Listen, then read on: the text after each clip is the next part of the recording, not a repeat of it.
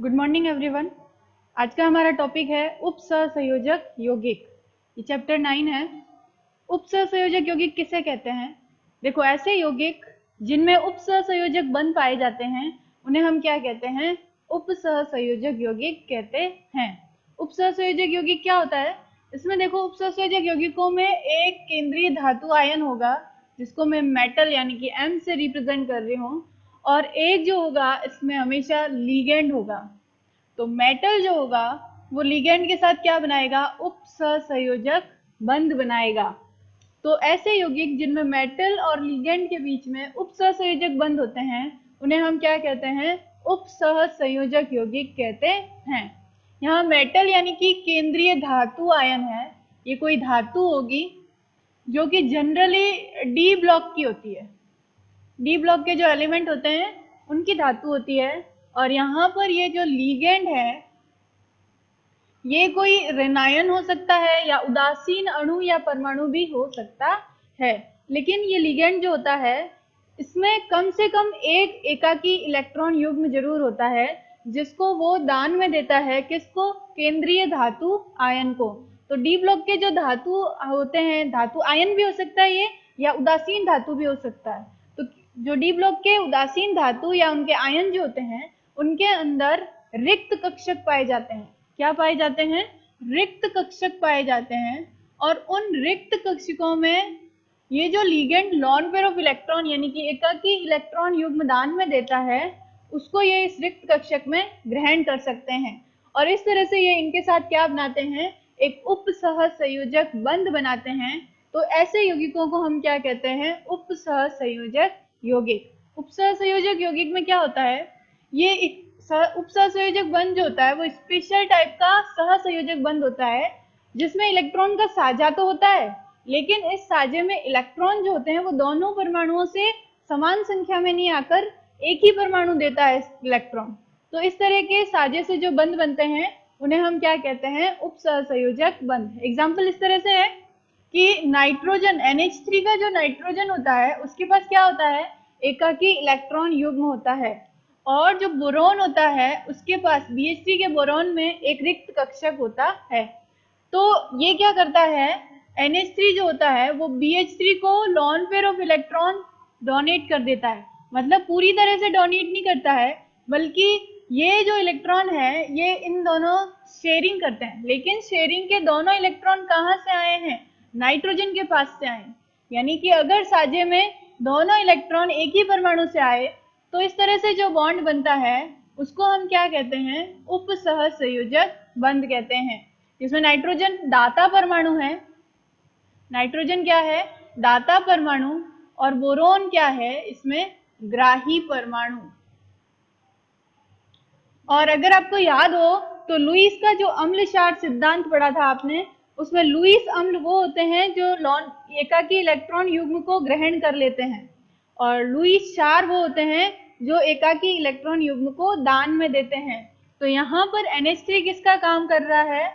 Lewis क्षार की तरह बिहेव कर रहा है, जबकि बोरॉन जो है वो BH3 जो है वो किसका काम कर रहा है? लुईस अम्ल की तरह बिहेव कर रहा है। तो आपको उपसहसंयोजक बंध समझ में आया होगा। ऐसा बंध जिसमें साझे के इलेक्ट्रॉन केवल एक ही परमाणु से आते हैं। तो इस तरह से जो साझा होता है और उससे जो बंध बनते हैं उसे हम उपसहसंयोजक बंध कहते हैं। तो उपसहसंयोजक यौगिक जो होते हैं उनमें मेटल और लिगेंड के बीच में क्या पाया जाता है? उपसहसंयोजक बंध पाया जाता है। तो यहाँ पर सबसे पहले मेरा पहला टॉपिक जो है वो है योगात्मक यौगिक। योगात्मक यौगिक क्या होते हैं? इसको समझने के लिए आप इस तरह से समझ सकते हैं कि हमारे पास बहुत सारे स्थायी यौगिक होते हैं, सरल यौगिक। स्थायी सरल यौगिक होते हैं जैसे कि NaCl है, पोटेशियम सल्फेट है, कॉपर सल्फेट है। ये सब क्या है? स्थायी सरल यौगिक हैं। और ये सरल यौगिकों को जब आप मिश्रित करते हैं और जब उनका क्रिस्टलीकरण करते हैं तो क्रिस्टलीकरण करने के बाद जो क्रिस्टल बनते हैं वो नए यौगिकों के बनते हैं।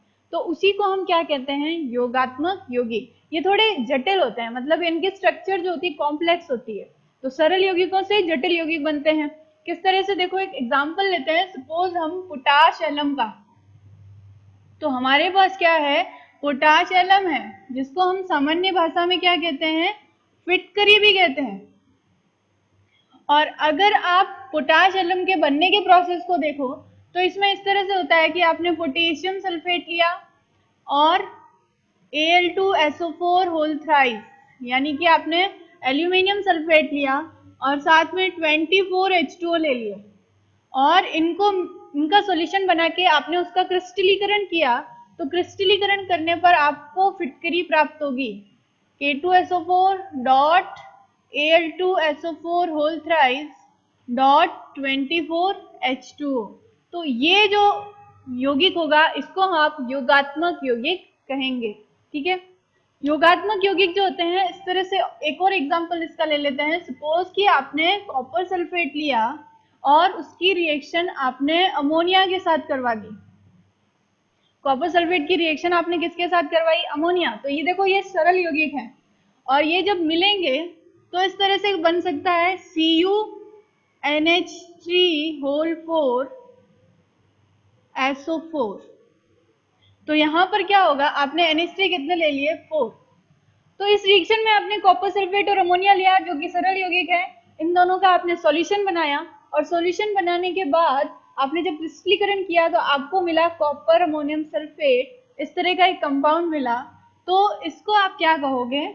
योगात्मक यौगिक। अब योगात्मक यौगिक जो होते हैं वो भी दो प्रकार के होते हैं। एक योगात्मक यौगिक होते हैं द्विक लवण और दूसरे होते हैं संकुल यौगिक। तो द्विक लवण जो होते हैं और संकुल यौगिकों को ही हम क्या कहेंगे? उपसहसंयोजक यौगिक। तो यहाँ पर द्विक लवण और संकुल यौगिक में क्या डिफरेंस होता है?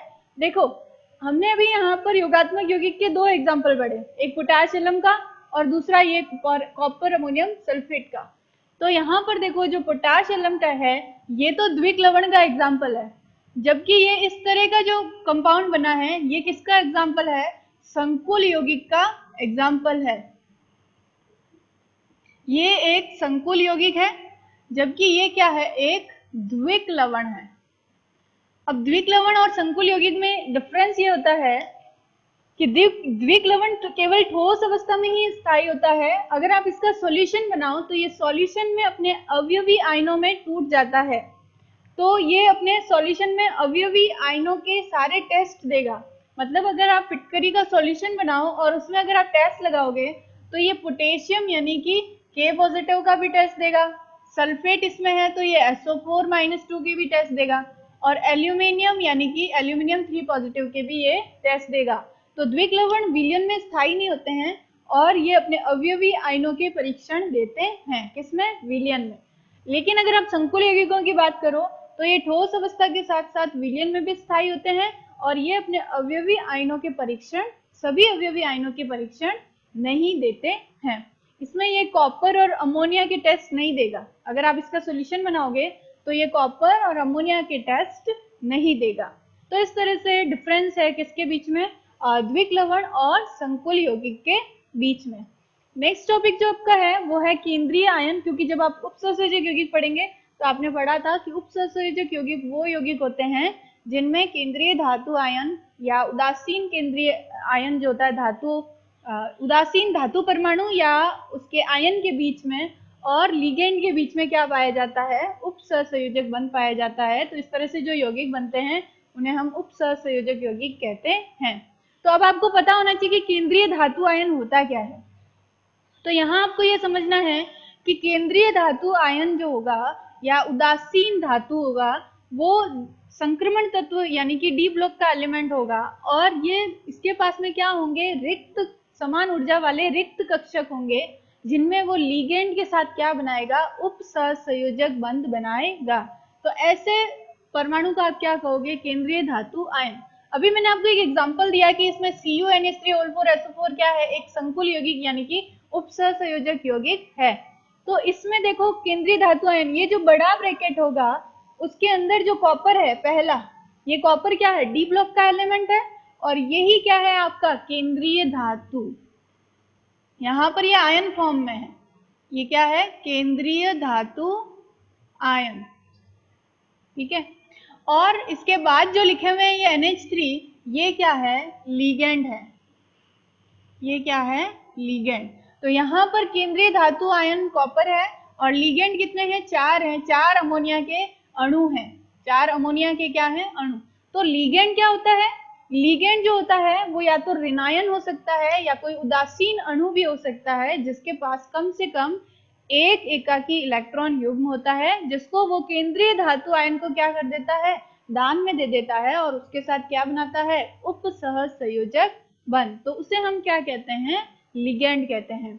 यहाँ पर लिगेंड जो है उसमें आपको कहेंगे कि NH3 जो है इसमें जो lone pair of electron donate कर रहा है वो कौन है, नाइट्रोजन है। तो यहाँ इस NH3 तो पूरा लिगेंड है, लेकिन इसके अंदर दाता परमाणु आपको पूछे कौन है, तो इसमें दाता परमाणु कौन है, नाइट्रोजन। NH3 जो लिगेंड है उसमें दाता परमाणु कौन है, नाइट्रोजन है। ठीक है, तो इस तरह से आप बता सकते हैं कि लिगेंड में दाता परमाणुओं की संख्या के आधार पर ही लिगेंड को आगे विभाजित किया गया है। तो आप नेक्स्ट देखेंगे कि लिगेंड के क्या प्रकार होते हैं।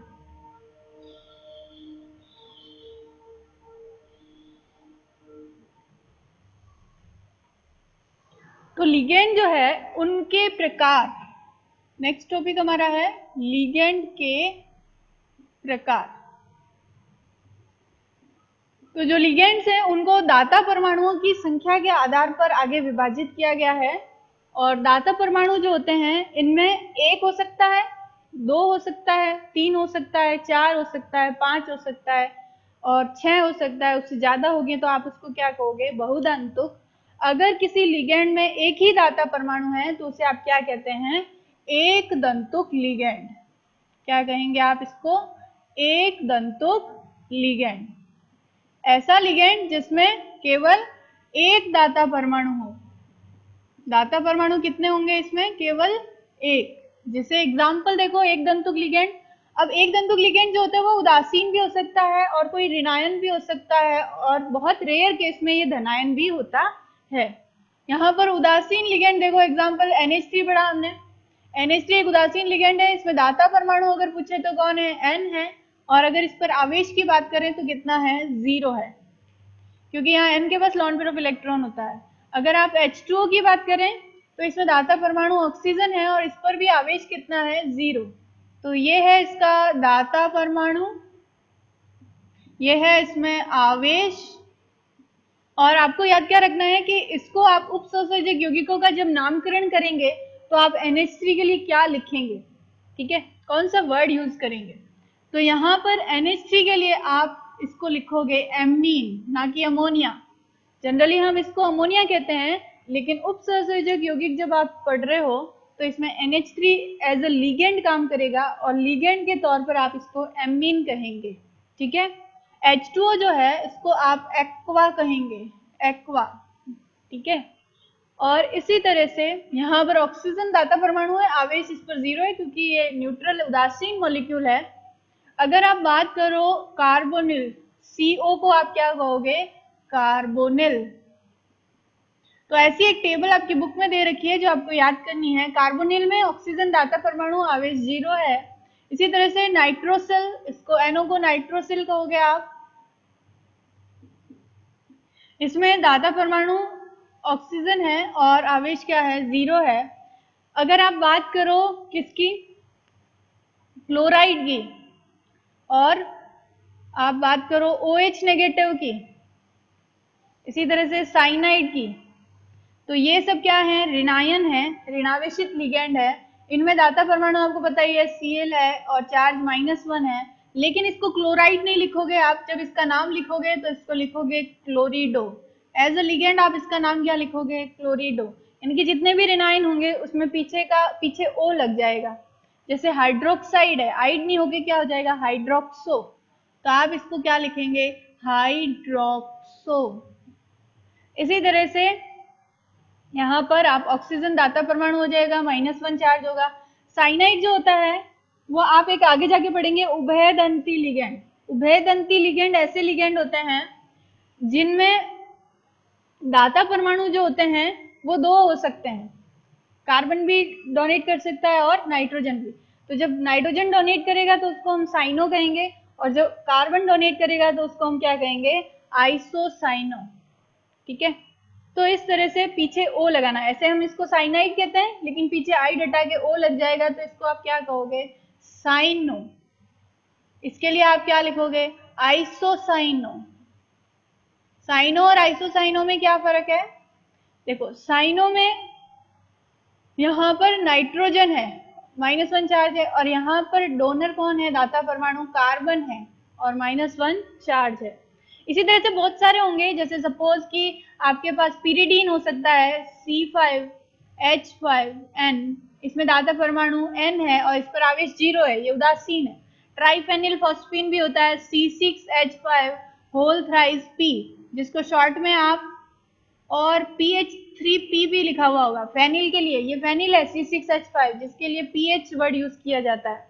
तो धीरे धीरे प्रैक्टिस से आपको याद होगा, जैसे जैसे आप इसमें उपसंयोजक यौगिकों में नामकरण करेंगे आपको ये चीजें याद होने लगेगी कि ट्राइफेनिल फॉस्फीन फॉर्मूला क्या होता है, पेरिडीन का फॉर्मूला क्या होता है।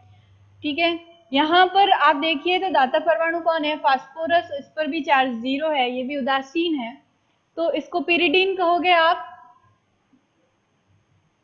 और इसको आप क्या कहोगे, ट्राइफेनिल फॉस्फीन, ट्राइफेनिल फॉस्फीन।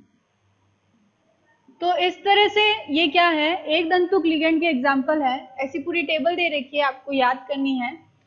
और आपको ये ध्यान रखना है कि अगर एक दंतुक लिगेंड है जिसमें दाता परमाणु केवल एक ही होता है, लेकिन अगर ऐसे लिगेंड जिनमें दाता परमाणु 2 हो तो उसे आप द्विदंतुक लिगेंड कहेंगे। क्या कहेंगे, द्विदंतुक लिगेंड। तो द्विदंतुक लिगेंड ऐसा लिगेंड जिसमें दाता परमाणु कितने हो, 2 हो। इसके एक फेमस एग्जांपल है जो आपको याद रखने हैं, इथाइलिन डाइअमीन, CH2 इथाइलिन, और डाइअमीन का मतलब है NH2। नाइट्रोजन 3 ही बॉन्ड बना सकता है, यहाँ 2 हाइड्रोजन और 1 ये बॉन्ड, तो टोटल कितने हुए, 3। ठीक है, तो इथाइलिन डाइअमीन ये एक उदासीन लिगेंड है और इसमें दाता परमाणु नाइट्रोजन है, देखो एक ये नाइट्रोजन एक ये नाइट्रोजन। ठीक है, और इसको शॉर्ट में EN लिखा जाता है, इथाइलिन डाइअमीन। ठीक है, और इसका अगर IUPAC नेम देखो तो एथेन 1,2 डाइअमीन कहते हैं इसको। ठीक है, नेक्स्ट है ऑक्सलेटो, ऑक्जेलिक एसिड से बना हुआ है ये, COO नेगेटिव, इसको आप ऑक्सलेटो कहेंगे, ऑक्जेलेटो, और क्योंकि इसमें नेगेटिव चार्ज है तो पीछे ओ लग गया, ऑक्सलेटो। और यहाँ पर ऑक्सीजन है, दाता परमाणु कौन है, ऑक्सीजन, जहां भी नेगेटिव चार्ज है मतलब 2 इलेक्ट्रॉन है, तो यहाँ ऑक्सीजन दाता परमाणु है और इसके शॉर्ट में OX लिखा जाता है। इसी तरह से अगर 3 दाता परमाणु होंगे किसी लिगेंड में तो उसे त्रिदंतुक लिगेंड कहेंगे, 4 होंगे तो चतुर्दंतुक, 5 होंगे तो पंचदंतुक, और 6 होंगे तो षटदंतुक लिगेंड कहा जाता है। त्रिदंतुक लिगेंड जो होगा इसका एग्जाम्पल आप इस तरह से लिख सकते हैं, जैसे ये इथाइलिन डाइअमीन है वैसे ही यहाँ पर हो जाएगा, देखो CH2 NH, CH2 NH2, और यहाँ पर NH2 CH2 और NH2, यह है इथाइलिन डाइअमीन, यह है डाई इथाइलिन ट्राइअमीन। यहाँ मैंने NH लिखा है क्योंकि नाइट्रोजन 3 ही बॉन्ड बना सकता है, 1 2 और 1 हाइड्रोजन के साथ 3, तो इन बातों का ध्यान रखना है। यहाँ भी 3 नाइट्रोजन परमाणु क्या है, दाता परमाणु है, तो इसका नाम जैसे ये इथाइलिन डाइअमीन है वैसे इसका नाम डाई इथाइलिन, देखो इथाइलिन कितने हैं, 2 है, तो डाई इथाइलिन ट्राइअमीन है। ठीक है, तो ये त्रिदंतुक लिगेंड का क्या हुआ एग्जाम्पल, क्योंकि इसमें 3 दाता परमाणु है। तो इस तरह से आपको ये एग्जाम्पल याद करने हैं और लिगेंड्स के प्रकार इस तरह से हो जाएंगे। नेक्स्ट है आपका उभयदंतुक लिगेंड। उभयदंतुक लिगेंड वो लिगेंड होते हैं, ऐसे एक दंतुक लिगेंड जिसमें दाता परमाणु 2 होते हैं लेकिन एक समय में केवल एक ही दाता परमाणु केंद्रीय धातु आयन के साथ उपसहसंयोजक बंध बना पाता है, तो ऐसे लिगेंड क्या कहलाते हैं, उभयदंतुक लिगेंड कहलाते हैं। उभयदंतुक लिगेंड का एग्जांपल देखो, सपोज कि साइनाइड की अगर अपन बात करें तो ये 2 तरीके से बॉन्ड बना सकता है मेटल के साथ, एक है कि ये C बॉन्ड बनाए और दूसरा ये है कि यहाँ पर बॉन्ड कौन बनाए, NC। तो जब ये एज अ CN अटैच होगा तो आप इसको क्या कहोगे, साइनो। और जब एज अ NC अटैच होगा तो इसको कहोगे आप आइसोसाइनो। ठीक है, तो यहाँ पर प्रूव क्या हुआ कि CN जो एक दंतुक लिगेंड है, लेकिन इसमें दाता परमाणु कितने हैं, 2 हैं, नाइट्रोजन भी और कार्बन भी। तो दाता परमाणु 2 होते हैं, लेकिन बॉन्ड केवल एक ही बना पाता है। एक टाइम में केवल एक ही दाता परमाणु जो है वो मेटल के साथ बॉन्ड बना पाएगा। तो इस तरह के लिगेंड क्या कहलाते हैं, उभयदंती लिगेंड। यहाँ देखो उभयदंती लिगेंड का और एग्जाम्पल, यहाँ पर एक आपके पास होता है नाइट्राइट की बात करें, आपके पास NO2 नेगेटिव है जिसको आप नाइट्राइट कहते हैं। ठीक है, ये धीरे धीरे आप सीखेंगे, वैसे आपने 10th में पढ़ा होगा NO2 नेगेटिव को नाइट्राइट कहते हैं, NO3 नेगेटिव को नाइट्रेट कहते हैं। तो यहाँ हम बात करेंगे NO2 नेगेटिव की। ये एक दंतुक लिगेंड है, लेकिन इसमें दाता परमाणु 2 है, नाइट्रोजन भी है और ऑक्सीजन भी है। तो अगर मेटल के साथ ये इस तरह से अटैच हो, हमेशा लिगेंड से मेटल की तरफ होगा ये एरो का साइन, क्योंकि जिसने इलेक्ट्रॉन दिए हैं, इसने इलेक्ट्रॉन दिए हैं और इसने इलेक्ट्रॉन लिए हैं, तो हमेशा जो एरो होता है वो दाता से ग्राही की तरफ होता है। यहाँ मेटल क्या है, इलेक्ट्रॉन ग्राही है, नाइट्रोजन क्या है, इलेक्ट्रॉन दाता है। तो जो एरो का साइन होता है वो हमेशा दाता से ग्राही की तरफ ही होता है। तो यहाँ पर जो NO2 नेगेटिव है, अगर यहाँ पर N है डोनर, तो आप इसके लिए लिखेंगे नाइट्राइटो N। क्या लिखेंगे, नाइट्राइटो N। और अगर यहाँ पर मेटल के साथ इस तरह से ये अटैच है ONO, ठीक है, तो यहाँ ऑक्सीजन ने दिया है लॉन पेयर ऑफ इलेक्ट्रॉन, किसको, मेटल को। तो यहाँ ऑक्सीजन दाता परमाणु है, जबकि यहाँ नाइट्रोजन है, लेकिन है ये एक दंतुक लिगेंड क्योंकि इसने एक ही बॉन्ड बनाया है। तो यहाँ पर देखो, इसको कहोगे आप नाइट्राइटो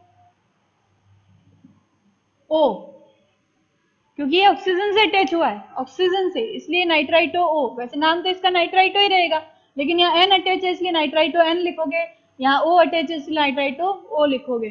तो ऐसे लिगेंड क्या कहलाते हैं, उभय दंतुक लिगेंड। नेक्स्ट टॉपिक है कीलेट लिगेंड। देखो, जो लिगेंड ऐसे जिनमें एक से ज्यादा दाता परमाणु होते हैं, तो वो मेटल के साथ एक से ज्यादा उपसंयोजक बंध बनाकर क्या हो जाते हैं, अटैच हो जाते हैं, और इस प्रोसेस में एक वलय का निर्माण होता है, रिंग का। तो ऐसी वलय कीलेट वलय कहलाती है, और ऐसे लिगेंड क्या कहलाएंगे, कीलेट लिगेंड। जिसे मैं आपको एक एग्जांपल बताऊं, यहाँ पर सपोज आपके पास एक एग्जांपल है CuEn होल ट्वाइस 2 पॉजिटिव, ये आपके पास एग्जांपल है।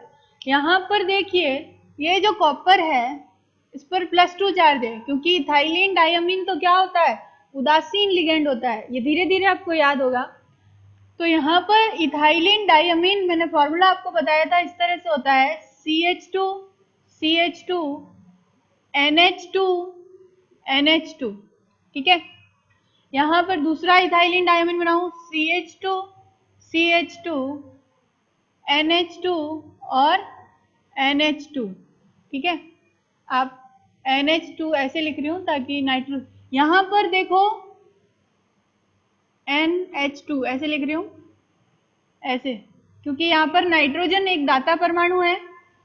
ठीक है, अब ये क्या करेगा, ये एक उपसंयोजक बंध ये बनाएगा, ये वाला लॉन पेयर ऑफ इलेक्ट्रॉन देकर, एक उपसंयोजक बंध ये बनाएगा, ये वाला लॉन पेयर ऑफ इलेक्ट्रॉन देकर। तो जो जैसे एक से ज्यादा दंतुक लिगेंड होते हैं, ये द्विदंतुक लिगेंड है, तो ये मेटल के साथ क्या कर रहा है, 2 उपसंयोजक बंध बना रहा है। तो यहाँ देखो रिंग जैसे स्ट्रक्चर बन गई, इसी को हम कीलेट रिंग या कीलेट वलय कहते हैं। और जो कीलेट वलय बनाएंगे लिगेंड, उनको हम क्या कहेंगे, कीलेट लिगेंड। यहाँ पर देखो, ये भी इसको इलेक्ट्रॉन देगा और इसको इलेक्ट्रॉन देगा, तो इस तरह से बॉन्ड बन जाएंगे। ये CuEn होल ट्वाइस का स्ट्रक्चर है, धीरे धीरे आप सीखेंगे कैसे स्ट्रक्चर बनाना है। तो यहाँ पर आपको ध्यान देना है कि जब एक से ज्यादा दाता परमाणु होते हैं लिगेंड में, तो वो जब केंद्रीय धातु आयन के साथ बॉन्ड बनाते हैं तो एक रिंग जैसे स्ट्रक्चर बनाते हैं, जिसको हम कीलेट वलय कहते हैं। और ऐसे लिगेंड क्या कहलाते हैं, कीलेट लिगेंड। तो एक दंतुक को छोड़ दो तो बाकी सारे द्विदंतुक त्रिदंतुक ये सब क्या है, कीलेट लिगेंड है, क्योंकि ये सब ज्यादा दाता परमाणुओं से अटैच होंगे तो ऑटोमेटिकली क्या बन जाएगी, एक रिंग बन जाती है। तो यहाँ पर एक इलेक्ट लिगेंड आपको समझ में आ गया होगा। नेक्स्ट है उपसहसंयोजन संख्या, इजी है। केंद्रीय धातु आयन जितने उपसहसंयोजक बंध बना रहा है वो उसकी क्या कहलाती है, उपसहसंयोजन संख्या। जैसे यहाँ देखो, यहाँ कॉपर की अगर आपको CuEn होल्ट वाइज में अगर आपको कॉपर की उपसहसंयोजन संख्या पूछे तो कितनी हुई, 1 2 3 4, इसने 4 उपसहसंयोजक बंध बनाए हैं। इसका मतलब इसकी उपसहसंयोजन संख्या कितनी हुई, 4। ठीक है, तो इस तरह से आप उपसहसंयोजन संख्या बता सकते हैं। एक इजी एग्जांपल और बताते हैं, जैसे सपोज K4FeCN6 है आपके पास, पोटेशियम फेरोसाइनाइड, इस तरह से होता है। तो बड़े ब्रैकेट के अंदर मैंने कहा था जो ये है, ये तो क्या है, केंद्रीय धातु आयन। ये क्या है, केंद्रीय धातु आयन। और उसके बाद जितने भी होंगे वो क्या होंगे, लिगेंड। अब आपको ये देखना है कि लिगेंड एक दंतुक है, द्विदंतुक है, त्रिदंतुक है, क्योंकि उसी से आप उपसहसंयोजन संख्या निकाल सकते हैं। देखो अगर ये एक दंतुक है, जैसे साइनाइड क्या है, एक दंतुक है, तो एक साइनाइड एक ही बॉन्ड बना सकता है। तो 6 साइनाइड कितने बनाएंगे, 6 बॉन्ड बनाएंगे। यानी कि Fe की, यहाँ पर केंद्रीय धातु आयन Fe की उपसहसंयोजन संख्या पूछेंगे आपको, तो यहाँ Fe की उपसहसंयोजन संख्या कितनी हुई, 6, यानी कि 6। ठीक है, लेकिन अगर आपको बात करें यहाँ पर CuEn होल्ट वाइज, तो आपको पता है कि इथाइलिन डाइअमीन क्या है, एक द्विदंतुक लिगेंड है। द्विदंतुक का मतलब कि एक लिगेंड 2 बॉन्ड बनाएगा। तो यहाँ पर कितने लिगेंड है, 2 है, तो ये 2 कितने बॉन्ड बनाएंगे, 4। तो यहाँ कॉपर की उपसहसंयोजन संख्या कितनी हो गई, 4। ठीक है, तो इस तरह से आप क्या निकाल सकते हैं, उपसहसंयोजन संख्या या कोऑर्डिनेशन नंबर। और भी एग्जांपल ले सकते हैं आप, जैसे सपोज कि आपने FeOX होल थ्राइस 3 नेगेटिव ले लिया। ठीक है, तो आपको पूछेंगे इसमें केंद्रीय धातु आयन कौन सा है, Fe। लिगेंड क्या है, ऑक्सिलेटो। और ऑक्सिलेटो आपको पता है कि कैसा लिगेंड है, द्विदंतुक लिगेंड है। तो एक ऑक्सिलेटो 2 बॉन्ड बनाएगा, तो 3 ऑक्सिलेटो कितने बॉन्ड बनाएंगे, 6 बॉन्ड। तो यहाँ Fe की उपसहसंयोजन संख्या कितनी हो गई, 6। ठीक है, तो ये एग्जाम्पल है, इस तरह से आप निकाल सकते हैं। इसी तरह से एक और एग्जाम्पल लें, सपोज आपके पास है KAgCN होल ट्वाइस। ठीक है, ये आपके पास है, और आपको पूछे कि Ag की उपसहसंयोजन संख्या या समन्वय संख्या, इसको उपसहसंयोजन संख्या को हम क्या कहते हैं, समन्वय संख्या भी कहते हैं। ठीक है, तो यहाँ पर आपको पूछेंगे कि Ag की समन्वय संख्या बताइए, केंद्रीय धातु आयन की समन्वय संख्या बताइए। तो यहाँ पर Ag की समन्वय संख्या जो है वो कितनी है, 2 है, क्योंकि साइनाइड एक दंतुक लिगेंड है और एक लिगेंड केवल एक ही बॉन्ड बनाएगा, तो 2 कितने बनाएंगे, 2। इसको इस तरह से रिप्रेजेंट कर सकते हैं, देखो Ag एक साइनाइड, एक दूसरा साइनाइड, दूसरा बॉन्ड बना देगा, तो इस तरह से अटैच होगा। तो यहाँ उपसहसंयोजन बॉन्ड कितने बने, 2 बने, तो इसकी Ag की उपसहसंयोजन संख्या कितनी हुई, 2। तो इस तरह से आप उपसहसंयोजन संख्या या समन्वय संख्या केंद्रीय धातु आयन की बता सकते हैं। दूसरा आपको ये ध्यान रखना है कि जब हम इस तरह से लिखते हैं K4FeCN6, तो ये जो बड़े ब्रैकेट के अंदर लिखा हुआ है इसको आप कहते हैं समन्वय मंडल, और ये जो बड़े ब्रैकेट के बाहर है इसको आप कहते हैं प्रति आयन या काउंटर आयन, प्रति आयन। ठीक है, जब आप इसको डिसॉल्व करते हैं तो ये इस तरह से ब्रेक होगा। देखो जैसे सपोज K4FeCN6 है और इसको आप पानी में डिसॉल्व करोगे तो ये बदल जाएगा 4K पॉजिटिव। K कितने हैं, 4 है, और एक पोटेशियम पर +1 चार्ज होता है, तो ये इस तरह से टूटेगा 4K पॉजिटिव, और FeCN6 यहाँ पर ये 4 इसका चार्ज बन जाएगा, तो ये 4 नेगेटिव। तो इस तरह से ब्रेक होगा ये, तो ये फेरोसाइनाइड आयन कहलाता है। FeCN6 4 नेगेटिव क्या कहलाता है, फेरोसाइनाइड आयन। धीरे धीरे आपको नाम याद होंगे। ठीक है।